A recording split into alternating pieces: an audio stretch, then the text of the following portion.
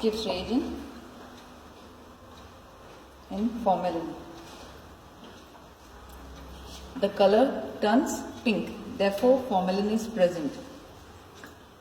Now we'll do the same test on the fish that we have got from Kolva Fish Market. We call it Lepo. This is from Fish Market. Let us see if in case formalin is still present. Today is the 22nd of March 2019. We'll put some drop of formalin. Let's consider 2 Lepos.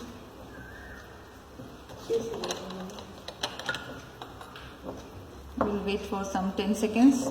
The reaction takes some time. Putting some more drops of Gibbs reagent.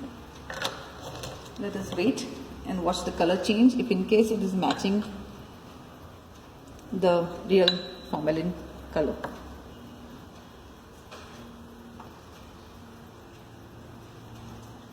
As you can see, the color is becoming pink and pink. That means formalin is still present. This fish has been bought from in the state or out of the state, we have no idea. But the issue of formalin still exists.